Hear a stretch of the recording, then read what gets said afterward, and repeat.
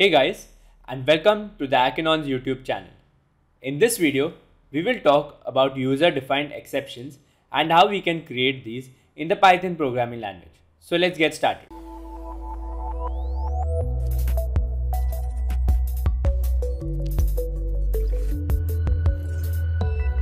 So basically, exceptions are raised when there are errors occurred during the execution of a program. So there are two types of exceptions. One is inbuilt exceptions, for example, zero division error when you try to divide a number by zero, and the other one is user-defined exceptions. So to create a user-defined exception, we need to inherit from the exception class. So for that, what we need to do is call the class. And for example, I'm going to create an exception called as negative number exception. And this exception will simply raise an exception when negative numbers are given as an input. And this will be inherited from the exception class. Okay. And now, basically, I'm going to create an init method that will simply invoke its value when the error is called. So first let me create the self, that is its instance variable, and now the value. So every time we will initiate any error, we will throw its value call. Okay, so let me show you that, and that's its value. And now let's create a simple example where we are trying to raise an exception using the raise keyword, which means we will purposely call the exception to see how it works over an example.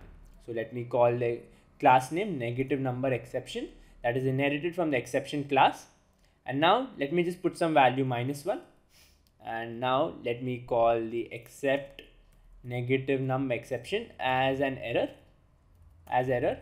and now let me just say, or instead of print just showing the error, let me print the error, and I will say no negative numbers, as simple as that. And let me type in number inputted is, put an arrow, and now I can simply put in the error. And basically we are creating an instance of the class that is negative number exception, and we want a value. So all I'll say is error dot value. So we are obtaining its values attribute. Okay, and now if I run it, as you can see, it's simply raising an error saying that no negative numbers, number inputted is -1. But now one issue is, if I even add positive numbers, it's going to raise the same error. So as you can see, so it's going to raise the same error even though this number is positive. So basically what we can do is we can simply create a if-else condition. So we can just check, like, let's create a variable called as num, and for the timing let's give it a value of 10. And if number is greater than 0, then we're simply going to print the number, print num, else, or even if it is greater than equal to 0 in this condition, because I am only working with negative numbers exception, else what I'm going to do is I'm going to raise the error.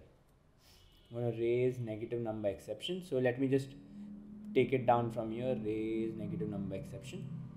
And now, okay, so let me raise this exception, and I obviously need to delete this, or I can also, what I can do is put it in the try block. So I'm putting the whole if and else condition in the try block, and then I'm raising it. So let me do that, and now it works perfect. So now what is happening is we are raising a negative number exception for the given number, not 10. And now if I run this, it works perfectly. So 10 is getting printed since the number is greater than 0.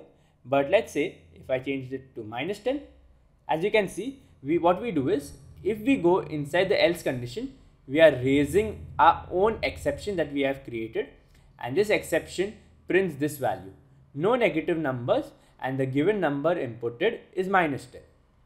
And that is created using our user defined class, that is the negative number exception, inherited from the exception class given to us by the Python developers.